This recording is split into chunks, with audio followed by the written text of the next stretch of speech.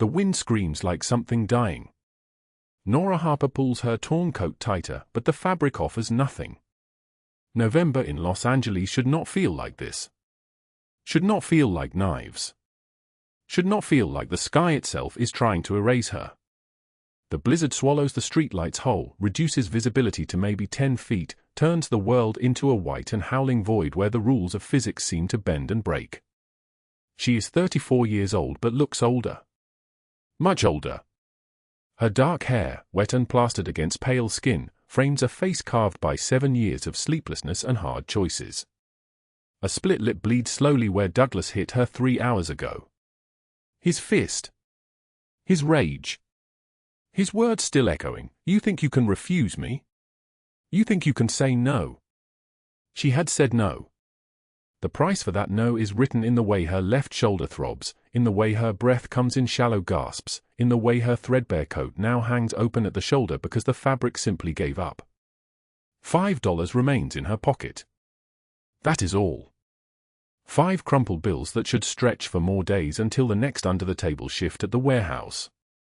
$5 between her and absolute nothing. The foreclosure notice, the one with the number 22,000 burned in black ink, sits on her kitchen table like a sentence. 14 days. That is all the time the bank allows before they take the apartment, before her children have nowhere to sleep except the car she can no longer afford to fuel. She walks because walking is the only thing left to do. The blizzard swallows her, makes her invisible, makes her disappear into the white. Then comes the sound. Metal screaming. Glass shattering like a gunshot in the silence. Nora's head snaps up. 50 yards ahead, through the curtain of snow, she sees it. A black Mercedes SUV, gleaming and massive and impossibly expensive, spinning sideways on the ice. It hits the concrete barrier and flips, the metal frame crumpling like paper, the vehicle rolling once, twice, then settling on its side with a groan of tortured metal that echoes through the empty street. No one else is here. The blizzard has emptied Los Angeles. Just her. Just this moment. Just the sound of an engine struggling to breathe. Nora does not think.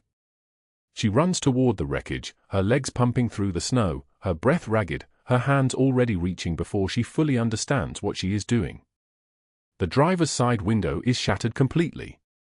Through it, she can see the driver slumped against the steering wheel, blood on his forehead, motionless. But it is the back seat that makes her knees nearly buckle. A boy. 7 years old, maybe 8, with dark hair and pale skin and eyes wide with terror. He sits strapped into a wheelchair that has collapsed sideways, the metal frame twisted, his thin legs bent at angles that should not exist. His mouth opens and closes like a fish pulled from water, but no sound comes out. No sound at all. Just those enormous eyes locked on her, pleading without words. "It is okay, baby, I have got you," she whispers, though her voice shakes and breaks like glass. She crawls through the shattered window, glass biting into her palms, drawing blood in thin lines. The cuts burn, but she does not stop. Cannot stop. "I have got you, I am right here." Her fingers fumble with the wheelchair straps. They are tangled, caught, fighting her. The boy's eyes follow her face. He cannot move. Cannot speak. But something in the way he watches her, something in his silent plea, reaches into her chest and squeezes until she cannot breathe. The strap comes free. She lifts him, and he weighs almost nothing, this small creature in his expensive wool coat, his wheelchair forgotten on its side. She cradles him against her chest and backs out of the wreckage. Smoke begins pouring from the engine. Black smoke, thick and choking, rolling up into the white sky. The smell of burning rubber and gasoline and something worse. She runs. The blizzard swallows them both, the woman and the boy, and she cradles him like he is made of glass, her body shielding him, blood from her hand staining his expensive coat, her voice a constant whisper, "You are safe, you are safe, you are safe." Sirens wail in the distance. Red and blue lights begin painting the snow. 3 miles away, in a mansion of white marble and floor-to-ceiling windows, Aleandro Castellano stands in his security room watching the footage play for the 9th time. Grainy night vision green. The image quality is poor, captured from a traffic camera, but clear enough. Clear enough to see everything. He is 41 years old. Tall. Built like someone who survived things other people do not survive. His dark hair shows silver at the temples, and there is a scar running from below his left eye to the corner of his jaw, a reminder of a war that ended 15 years ago but never truly ended at all. He wears a black suit despite the hour, despite it being 1:23 in the morning, because men like Aleandro Castellano do not sleep in the way other men sleep. Enzo stands to his left. Sal stands to his right. Both men have worked for him for 15 years. Both men have seen him do terrible things without flinching. Both men have never, in all those years, seen his hands shake.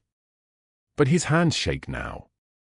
Again, he says, his voice like grinding stone. Play it again. The footage rewinds. The woman appears, stumbling through the snow. The SUV flips in reverse. The woman crawls through the glass. And then, in perfect clarity, she cradles his son against her chest, and the look on her face. Enzo clears his throat. Boss, the hospital called. The boy is stable. Everything is intact.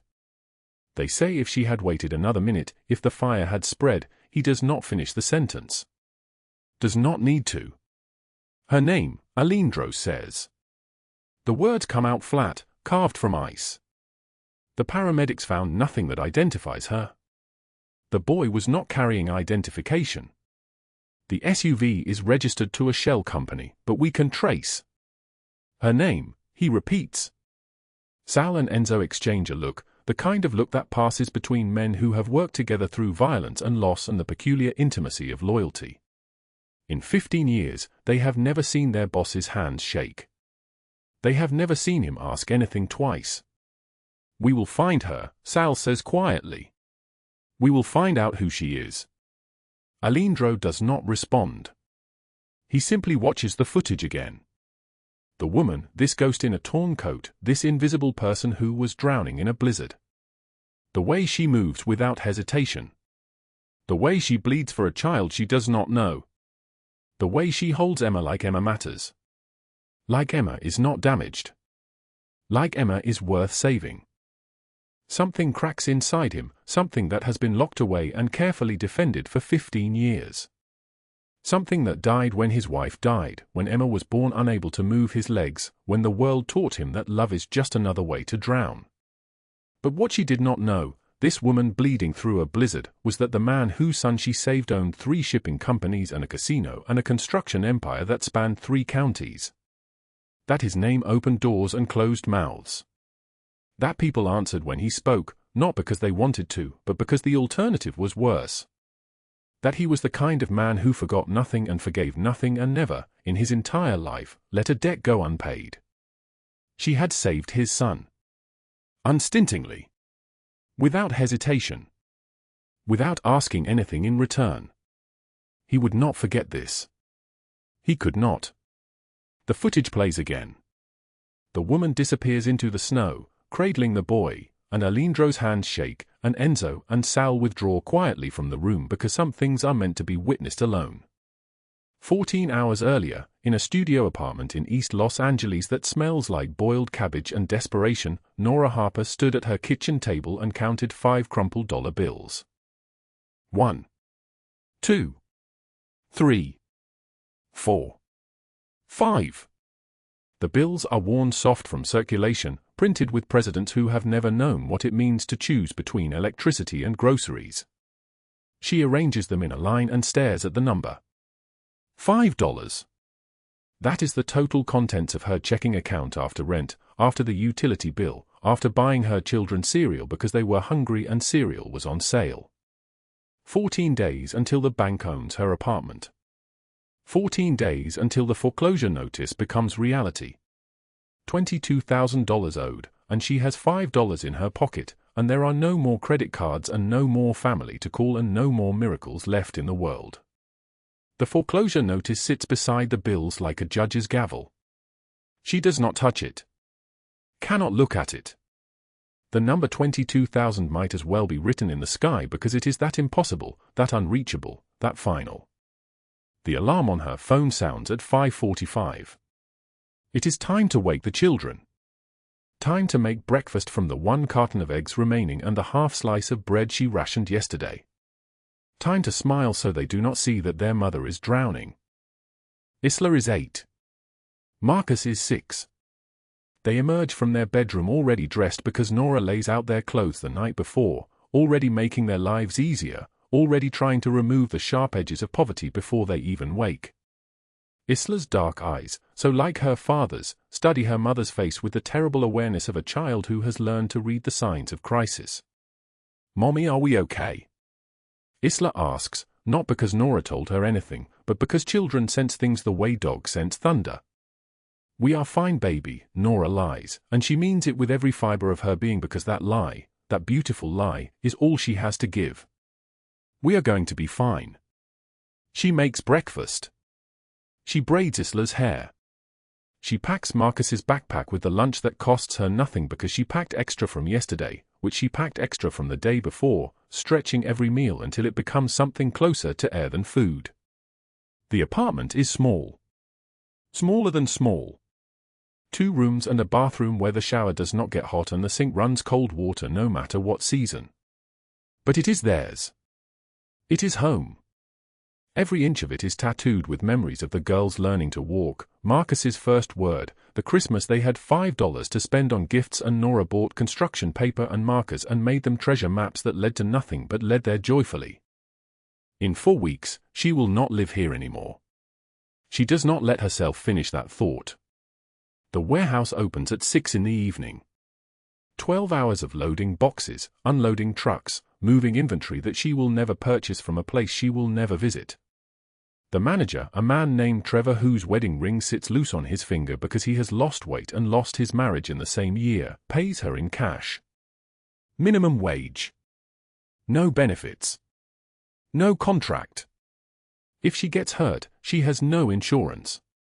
If she gets sick, she simply does not show up until she is not sick anymore, and someone else works the shift. She has worked this job for 2 years. Before that, there was the diner. Before that, house cleaning. Before that, a life with a man who said he would love her forever and then proved that forever is a very short amount of time. 12 years of marriage.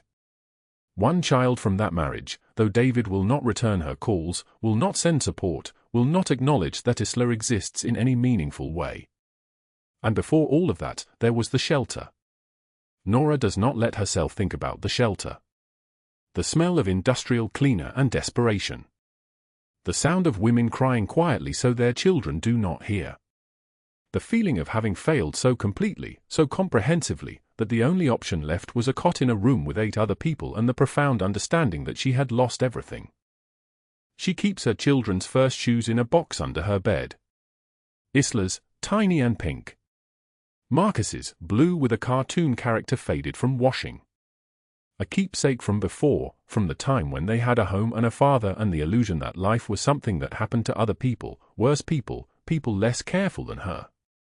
She takes them out sometimes and holds them, these small shoes, and remembers that she was once a woman who had a future.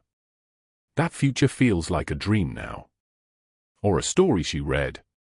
Or a life she lived in another dimension where she made better choices.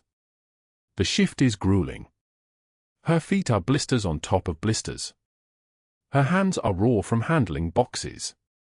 By the time she clocks out at 6 in the morning, she has earned $92 that she does not have yet, that will not clear for 3 days, that will be divided in her mind before she even earns it, rent, utilities, food for her children, replacement shoes for Marcus because his are falling apart, the orthodontist consultation they cannot afford because Isla's teeth are growing in crooked and Nora lies awake counting the cost of fixing things.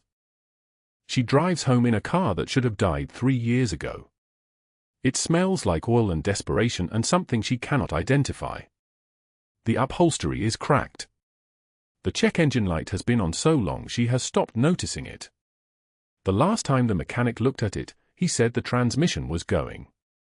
That means $5,000. That means never.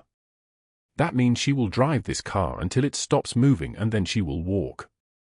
The blizzard begins while she is driving home. The weather forecast said nothing about a blizzard. The winter in Los Angeles is supposed to be mild, gentle, something that barely qualifies as winter. But the sky opens with no warning, and suddenly the world is white, and the road is invisible, and Nora grips the steering wheel and tries not to think about how dangerous this is, how vulnerable she is, how everything is coming apart at once. She makes it home. She climbs the stairs to the apartment. She opens the door quietly because the children are still sleeping, because she has exactly 3 hours before she needs to wake them for school, because she needs to lie down and rest before she collapses from exhaustion. It is in this moment, standing in the kitchen in the dark, that she touches the foreclosure notice again. $22,000. 14 days. She does not know that in less than an hour, she will put on her torn coat to make an emergency run to the corner store for milk. She does not know that the blizzard will intensify. She does not know that a Mercedes SUV is traveling down a street it should not be traveling down at this hour in this weather. She does not know that she is about to save the life of a 7-year-old boy named Emma. She does not know that this boy belongs to a man named Aleandro Castellano, a man who answers to no one, a man whose power extends across the entire city like roots beneath the earth. She does not know that her life is about to collide with darkness itself, and that from that collision, something neither of them anticipated will be born. She simply stands in her kitchen in the dark, holding a foreclosure notice, counting her $5, and tries to believe that tomorrow will be better. But tomorrow arrives wearing a blizzard. And everything changes. The studio apartment in East Los Angeles holds the cold like a coffin. Paint peels from the walls in long strips, revealing the gray plaster underneath, and the radiator has not worked since November, which means the temperature inside barely climbs above 40 degrees even when Nora Harper closes every window and drapes every blanket she owns across the children like funeral cloth. It is 6 in the morning, and she sits at a card table under a single lamp, the foreclosure notice spread before her like a verdict of death. $125,000. Due in 14 days. The words blur when she tries to read them again. Due in 14 days. The house, the only thing her mother left her before the cancer took her voice and then her breath, will belong to the bank. Not to Nora. Not to Lily, who is 6 and still believes her mother can fix anything.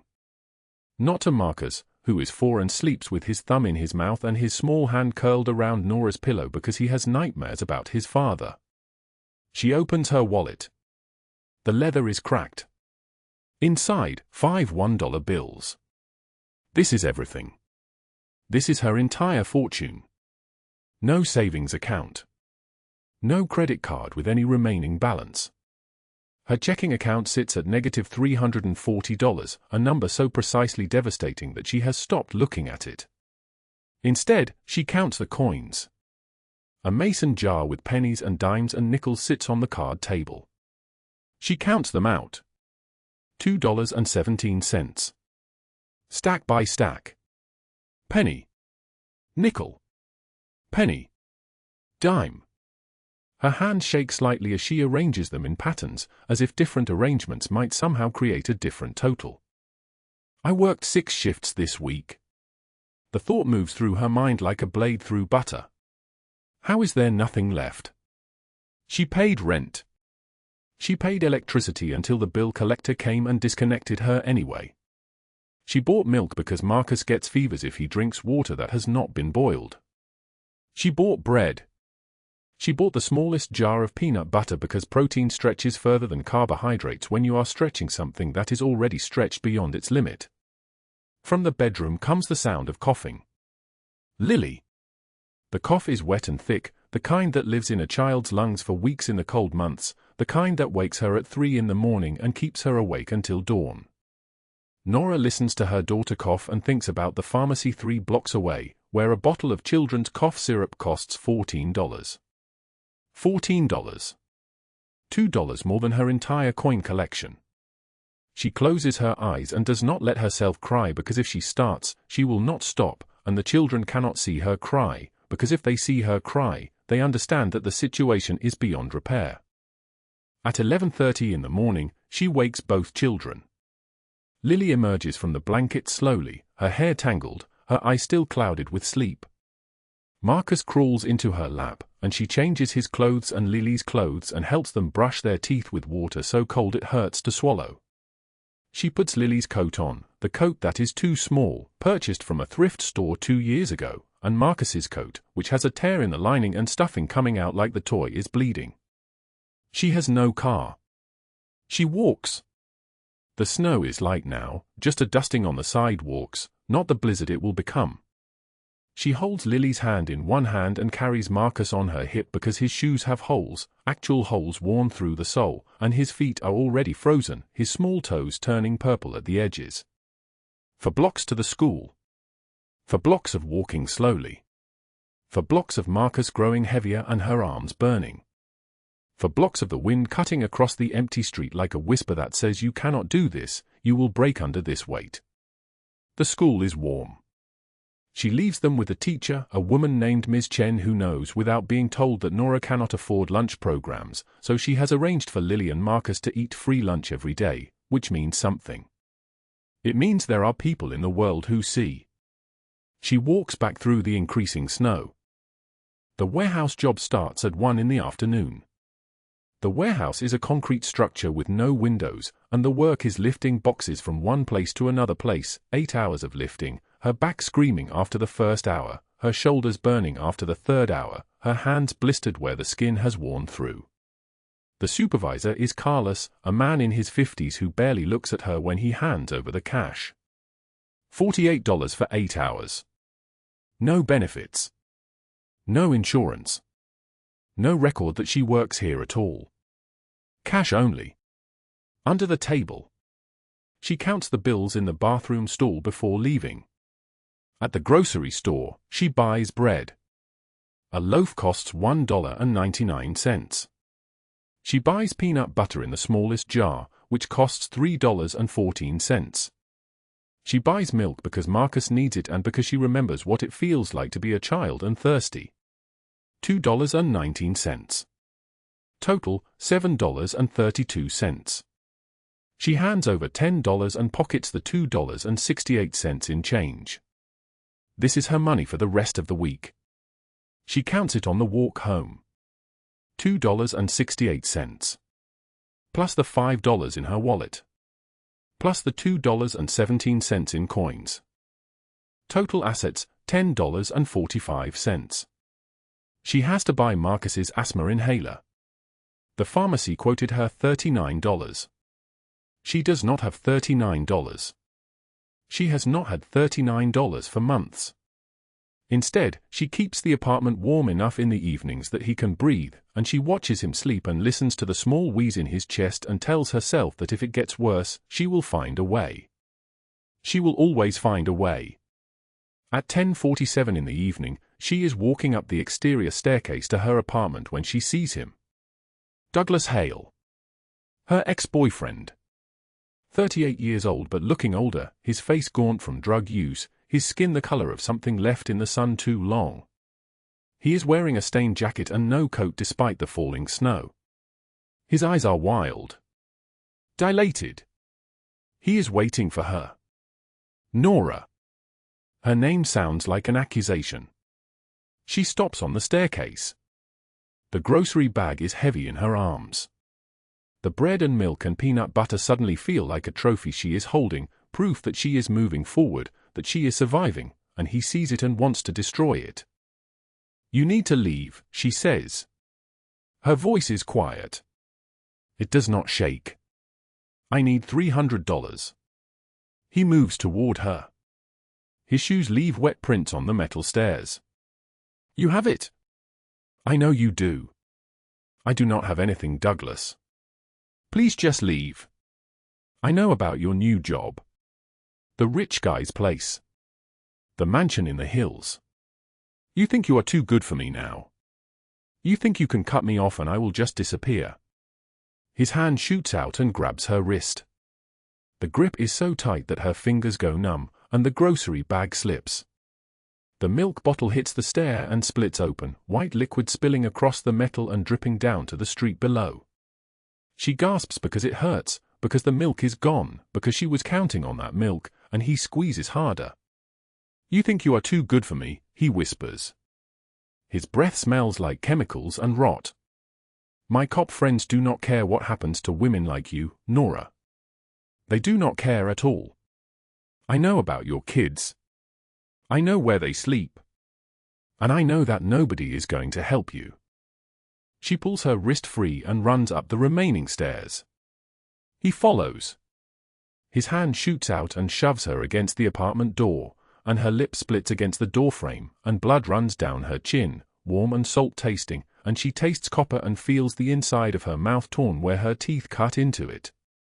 He leans close one more time, whispers something she does not fully hear, and then he is gone.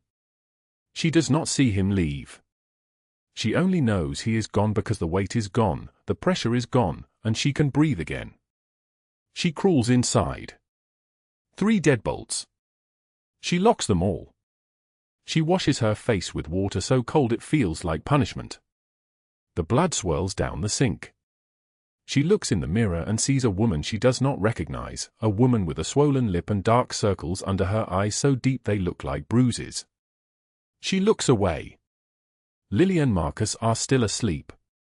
She watches them for a long time. Marcus's small chest rises and falls. Lily's fingers are curled around her blanket. She goes to the bedroom closet and pulls down a showbox from the top shelf, hidden behind winter clothes they do not wear because they cannot afford heating. Inside the box is a pair of shoes. Tiny white leather shoes. Baby shoes. Size 0. They are yellowed now, the leather cracked, but once they were pristine. Once they were brand new. She held them in her hands in a shelter for mothers with nowhere to go, and she felt her daughter's small feet inside them, and she thought about how she would do anything to keep her safe. She keeps them still. Keeps them hidden. Keeps them as proof that there was a time before this, a time when she still had hope, and maybe there will be a time after this when she has hope again. She holds the shoes against her chest and sits on the floor and does not cry because she cannot afford to cry. At 11:30 in the evening, she leaves for her second job. The cleaning position at a mansion in the hills. $65 cash per shift, 3 nights a week, which means $195 a week, which is not enough but is more than she has. She has never seen the owner of the mansion. She arrives through the service entrance and cleans the rooms that are designated for her and leaves through the service entrance. She does not know the man's name. She does not know his business.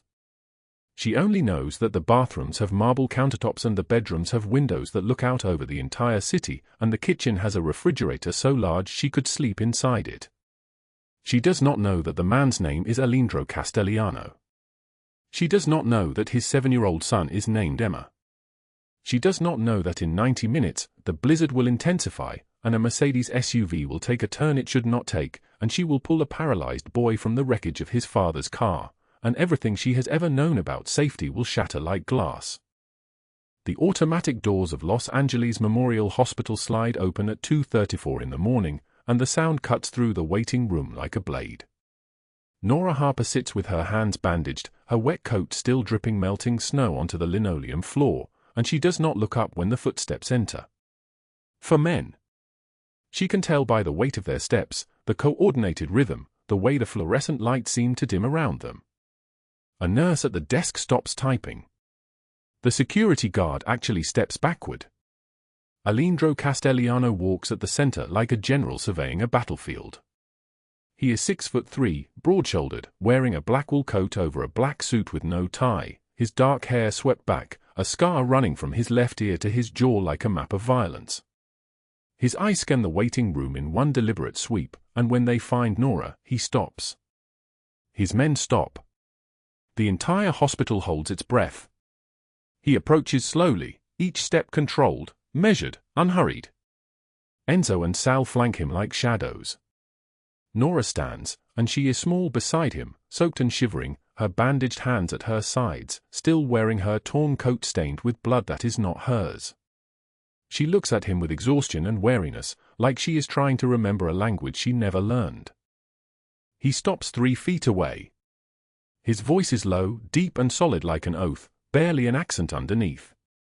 You pulled my son from the car. It is not a question. Is he okay? Nora's voice trembles like a candle in the wind. I did not know if I should have moved him, but the smoke was so thick and he was not moving and I just... He is stable. Because of you. Aleandro's jaw tightens. What is your name? Nora Harper. She does not ask his name. Something in the way his men stand, the way they watch him like they are watching a stranger, tells her she does not want to know. He reaches into his coat and Enzo's hand moves toward his weapon out of habit, muscle memory, the reflex of a man trained to protect. But Aleandro only pulls out a business card, extends it to her with steady fingers. His eyes are not steady. If you need anything. Anything at all. You call this number. Nora takes the card with bandaged fingers and reads the embossed name, Aleandro Castellano. Nothing else. Just a phone number beneath it, sparse as a death sentence. She does not recognize it. She does not know that this card represents the kind of protection that costs other people their lives, or that the man handing it to her has spent 15 years perfecting the art of being unmerciful. Thank you, but I am fine. I should go home. She turns to leave. His voice stops her like a hand gripping her wrist. Miss Harper. How did you get here? I walked. In that weather. From where? She names her neighborhood. 8 miles through a blizzard, through streets that were white and empty and so cold the air burned her lungs. 8 miles in the clothes on her back because she could not afford a taxi and the buses stopped running at midnight. Aleandro exchanges a look with Enzo that lasts exactly 2 seconds and contains an entire conversation. Nora does not understand the language of wealthy men and their lieutenants, the way they speak in glances and silences. My driver will take you home. That is not negotiable. That is not necessary. It was not a request. 10 minutes later, Nora sits in the back seat of a car so warm it feels like a dream. Leather seats. Heated. The engine purrs like a satisfied animal. The driver does not speak. He simply drives, and Nora watches the city pass through the window in streaks of red lights and empty streets. She holds the business card in her bandaged hands and does not know that the man whose name is written on it owns the mansion where she scrubs toilets twice a week, the marble floors and crystal chandeliers, the bathrooms with countertops worth more than her entire life. She does not know that he has already made 3 phone calls from his office that will ripple through Los Angeles like a stone dropped into still water. She does not know that Catherine Mercer is watching security footage of this hospital moment on her laptop, her fingers drumming against her desk, her eyes full of a poison that has been building for years. But what neither of them understood was that a man like Aleandro Castellano does not decide something casually. When he decides you are under his protection, the universe bends. The city reorganizes itself around that decision. You become non-negotiable. 3 days pass. Nora arrives at the Hills mansion at 11 o'clock in the evening, walking the last mile because the bus does not run this far into the neighborhood where the houses sit behind gates and the driveways are longer than her entire street. She uses her key code at the service entrance, the entrance meant for people like her, the invisible people who keep the world running, and steps into the kitchen. The lights are on. Soft, expensive lighting that illuminates marble countertops and stainless steel appliances that look like they have never been used. Aleandro sits at the island counter. Still in his suit from whatever business consumed his day, a glass of whiskey in front of him, amber liquid catching the light. He looks at her like he has been waiting for exactly 3 days and 11 hours, like her arrival was inevitable. Nora drops her cleaning supplies. The sound echoes. You. This is your house. You did not know. He stands slowly, and she sees it now, sees what she missed before, the fine tailoring of his suit, the watch on his wrist worth more than a year of her wages, the absolute authority that comes from being the kind of man who decides what happens in a city. I clean here twice a week. I never see anyone. Her voice cracks. I just came in the service entrance and did my work. You saved my son and you have been scrubbing my floors without knowing they belong to me. His voice is quiet, which is somehow more dangerous than if it were loud. Sit. Please. Enzo appears in the doorway behind her and Nora jumps, her heart slamming against her ribs like a bird trapped in a cage. Aleandro raises one hand and Enzo stops, becomes still as a stone statue. She sits because she does not know how to refuse him. The chair is expensive. Everything in this kitchen is expensive in a way that makes her feel like she is sitting in a museum, like one wrong move will shatter something irreplaceable. He pours water from a crystal pitcher, sets it in front of her, sits across from her. They are separated by marble that costs more than her mother's house, and Nora watches Enzo in the doorway witness something unprecedented, something that will be discussed in whispered conversations for months afterward, the most powerful man in 3 counties, the man who has killed and ordered killings and built an empire on ruthlessness, pouring water for a cleaning woman like she is someone who matters. Tell me why you are working 2 jobs and walking 8 miles in a blizzard to get home. It is none of your business. I am making it my business. He leans forward slightly. Tell me. Silence stretches between them like a living thing. Then Nora breaks because exhaustion wins every time, because she has been holding it in for so long it is eating her from inside out. I owe $125,000 in 2 weeks or I lose my mother's house and my children have nowhere to live. I have $5. I work 16 hours a day and it is not enough and it will never be enough, and every day I wake up wondering if today is the day I finally fail them completely. Her voice does not crack because she is too tired to cry, too broken to access that kind of release. My ex-boyfriend uses drugs and when I would not give him money he put his hands on me and I have nowhere to report it because the police do not help people like me. I am nobody and my children are nobody and we are running out of time. Aleandro is silent for 30 seconds that feel like hours. Then, where are your children now? With a neighbor who watches them when I work nights. How old? 6 and 4. Their names? Lena and Marcus. His hands are flat on the marble counter, and Nora sees something shift in his expression, a crack in a dam that has held back whatever he keeps locked away. Douglas Hale. The ex-boyfriend. He put his hands on you 3 days ago. He is on camera outside your building on a recording I have already reviewed. He is planning something. When was the last time he contacted you? Yesterday. He said he knew where I work, that he knew I was with someone, that he would make sure I regretted it. You are not going to be afraid anymore.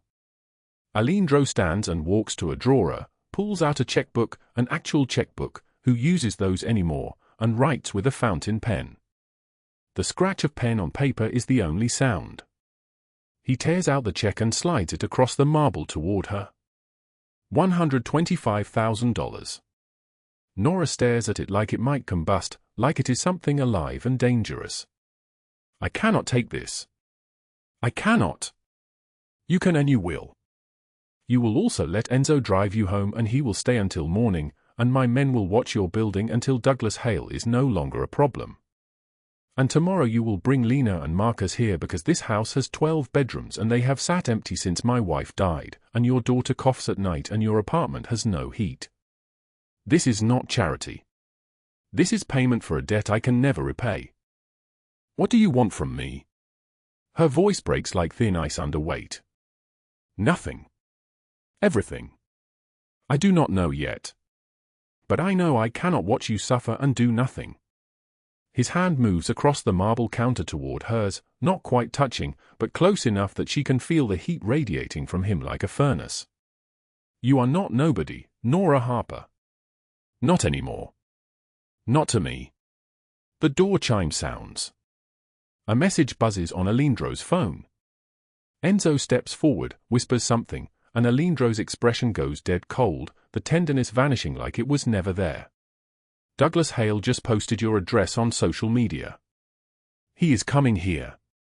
Now. Nora's blood turns to ice. Outside, the Los Angeles night presses against the windows like something alive and hungry, and somewhere in the darkness, a man who has hurt her is driving toward this mansion, toward her, and she realizes with sudden clarity that everything is about to shatter. The freezing rain hammers against the mansion windows like gunfire.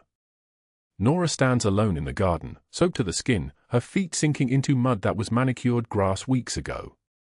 In her trembling hands, she holds a pair of tiny shoes, Emma's first shoes from the shelter, small enough to fit in her palm, worn through at the heel where a newborn's foot had pressed against fabric day after day.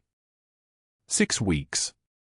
6 weeks of living in luxury, and she still feels like the homeless girl who gave birth on a bathroom floor at 3 in the morning, listening to a stranger's screams echoing through the hallway. The rain is ice against her face. Her hands shake so violently she nearly drops the shoes. Catherine Mercer's words from yesterday echo through her mind like a curse. You think he cares about you? You are a project. A redemption arc for a man with blood on his hands.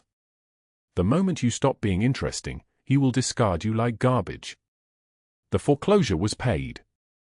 But Nora cannot find work. Every employer in Los Angeles has received the same phone call. Every door has closed. Blacklisted. Trapped.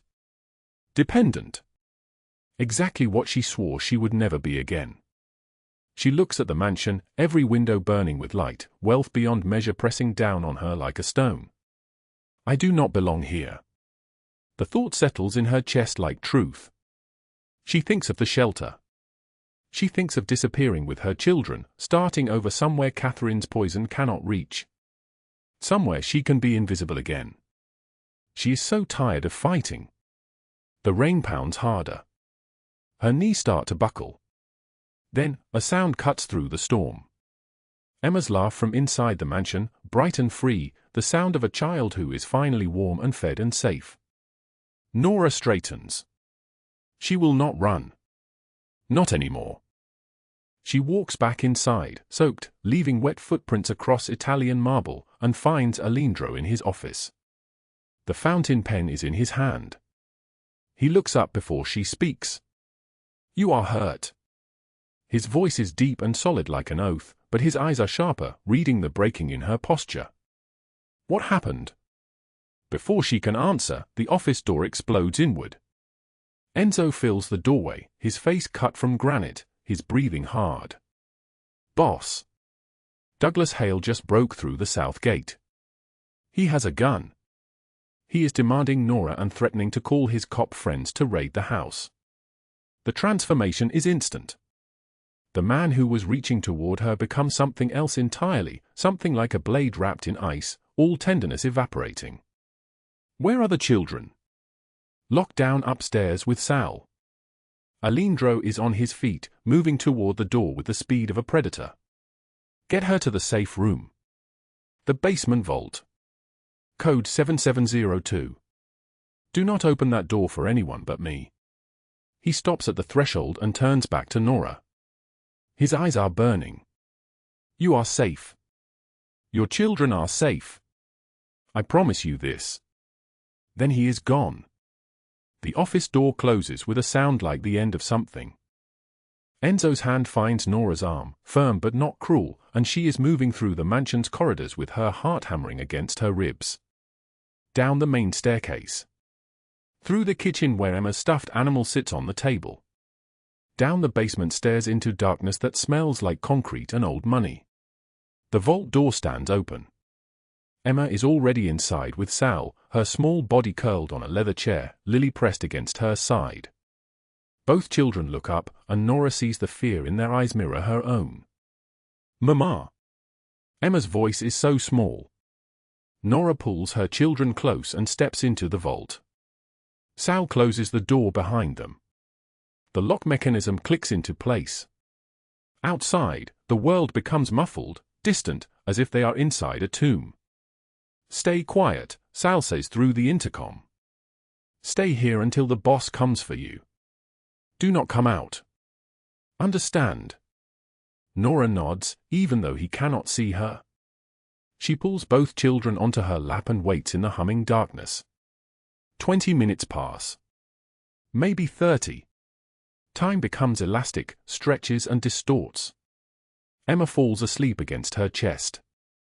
Lily hums a melody Nora taught her weeks ago when she was still learning to trust that food would come, that beds would not be taken away. Then the intercom crackles. "All clear," Sal's voice says. "You can come out." The vault door swings open. Aleandro stands in the basement doorway, and Nora's breath catches because his white shirt is torn at the collar, his dark hair disheveled, but there is no blood on him. There is no violence in his eyes anymore. There is only the aftermath, the calm after the storm. "It is done," he says quietly. "He will not come back." Nora does not ask what that means. She does not ask what happens to men who break into Aleandro Castellano's home and threaten what belongs to him. Instead, she carries her sleeping daughter upstairs, Lily's small hand clutching her neck, and she does not look back. The next morning, Nora stands in the kitchen watching the news. A grainy photograph fills the screen, Douglas Hale's mugshot from years ago, before the drugs, before the violence, before he became the thing that nearly destroyed her. The headline reads, "Suspected gang associate found in Rossi territory, presumed dead." Antonio Rossi's territory is a black hole. Men go in. They do not come out. Douglas Hale will spend whatever remains of his life, if it is very long, wishing for death in ways she cannot articulate without sickness rising in her throat. She should feel something. Relief. Fear. Anything. Instead, she feels only a strange numbness, as if she has become separated from her own body, watching herself from somewhere very far away. Aleandro enters, and he knows immediately. He always knows. "You are afraid of me." It is not a question. Nora turns to face him, and she realizes with sudden clarity that the words coming out of her mouth are true. "No. I am afraid of what you have become because of me." He moves toward her, and every nerve in her body tightens. But his hands, when they find her face, are gentle. His thumbs brush away tears she did not know she was crying. "I have always been this," he says. "You have simply given me a reason to direct it somewhere other than into the void." Across the city, in a high-rise office overlooking downtown Los Angeles, Catherine Mercer sits at her white desk reviewing the morning financial reports. Her coffee steams untouched. Her secretary should have arrived 30 minutes ago. The elevator dings. FBI agents enter without knocking. There are 6 of them, and they move with the precision of people who have done this many times before. Catherine Mercer. Special Agent Torres holds up a badge and a document in the same motion. "We have a warrant to search these premises and seize all electronic files and financial records related to your real estate holdings and your involvement with the Castellano organization." Catherine's face goes white. Then red. Then white again. "This is absurd. I am a legitimate businesswoman." 47 counts of wire fraud, Torres says, reading from the document. 18 counts of embezzlement. Conspiracy to commit extortion. Financial sabotage targeting a private citizen. You used your position in the Castellano organization to destroy Nora Harper because you were jealous of her proximity to your business partner. Catherine's hands grip the edge of her desk. "This is impossible. Aleandro would never." "He already did," Torres says quietly. "Every document we need is already in our possession. You are under arrest, Ms. Mercer. You have the right to remain silent." The handcuffs are silver. Expensive looking, but still handcuffs. Catherine's staff watches as she is led out of the office, her face twisted in rage and disbelief, her designer suit suddenly looking like a costume worn by an actor who has forgotten her lines. The society pages that she spent months weaponizing against Nora run the photograph front and center the next morning. Catherine Mercer in handcuffs. Catherine Mercer's empire liquidated. Catherine Mercer facing 40 years minimum in federal prison. Nora sees it on her phone while standing on the mansion's terrace, looking out over Los Angeles glittering in the afternoon sun. Aleandro stands beside her, not quite touching, but close enough that she can feel his presence like heat. "You did not have to do this," she whispers. "Yes, I did." "For her, or for me?" He turns to face her, and in his dark eye she sees something that has been building for weeks, something taut and dangerous and inevitable. "For you," he says. "Always for you." The mansion kitchen falls silent except for the hum of expensive appliances and the soft tick of a clock on the marble counter. Nora stands at the stove, her hands moving with practiced precision, stirring something that smells like home, tomato and basil and garlic, the kind of meal she learned to make when she had nothing, stretching one chicken across 3 nights. The yellow dress she wears is simple but clean, no longer the threadbare fabric from before, and her hair catches the afternoon light coming through the floor-to-ceiling windows that overlook Los Angeles spread out like a glittering promise below them. The door opens. Aleandro enters, 6 foot 2 inches of controlled power in a charcoal suit that costs more than Nora earned in 6 months at the shelter. His dark eyes, storm gray at the edges, find her immediately. He does not move for a moment. He simply stands there, watching her the way a man might watch something precious he is afraid to touch. For months have passed since Catherine Mercer's arrest, since Douglas Hale disappeared into federal custody with no possibility of parole, since Nora moved into the guest house on the property and insisted on building her own income. For months of careful distance. For months of him respecting her need to stand on her own feet without the weight of his protection crushing her into dependence again. She looks up. Long day. Longer than most. His voice is steady, but there is something underneath it, something taut and dangerous that has been building in the silence between them. You want coffee? Please? She pours the dark liquid into a ceramic mug, hands it across the counter. Their fingers brush for 1 second, then 2. She does not pull away. Neither does he. The touch lingers like a question neither of them has answered yet. He sets the mug down without drinking. Nora. I need to tell you something. She stills, the wooden spoon frozen in her hand. This is the moment she has been waiting for and dreading in equal measure. This is the moment when he speaks the truth beneath the truth. Okay.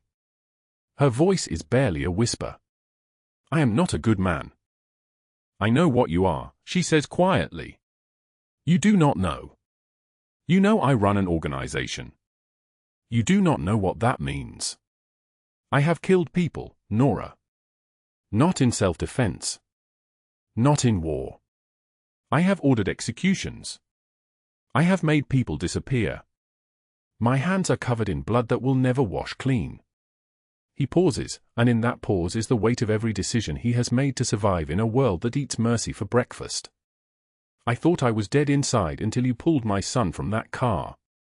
And that terrifies me because being alive to what I feel for you makes me vulnerable, and I have not been vulnerable since I was 17 years old.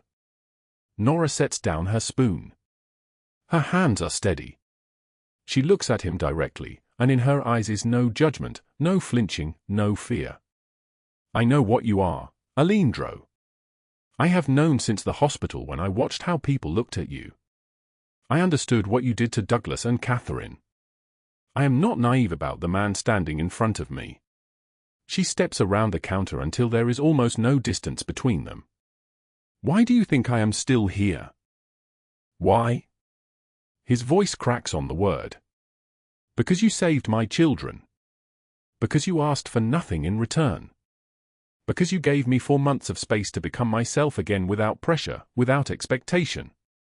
Because when I watch you with Emma, I see a man capable of tenderness despite everything the world did to make you hard. And because I am in love with you, and it terrifies me too. He closes the distance between them in 2 steps.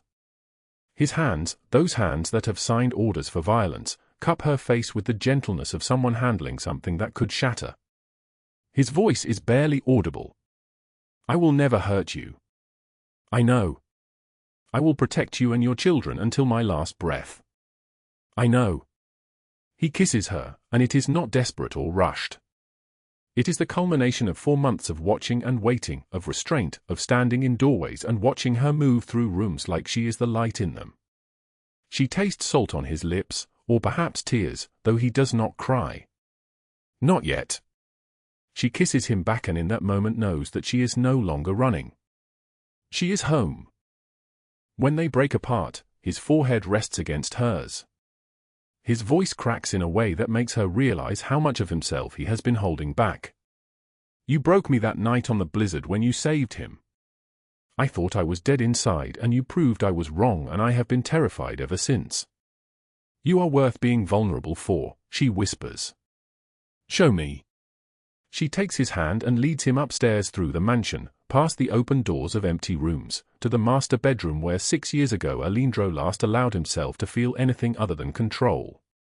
That night, for the first time since his wife died, he let someone hold his broken pieces without trying to hide them. Later, at 11 in the evening, they lie together in the darkness with only the city lights filtering through the windows. She holds his hand. He tells her about his brother, about the warehouse, about the choice that destroyed him at 17 and remade him into something harder than stone. You did what you had to do, she says. I became a monster. You became a survivor. There is a difference. In the morning, Emma wheels into the kitchen for breakfast. She sees Nora and Aleandro sitting together, her hand in his, and the paralyzed boy who has not smiled since the car accident that took his mother's life smiles.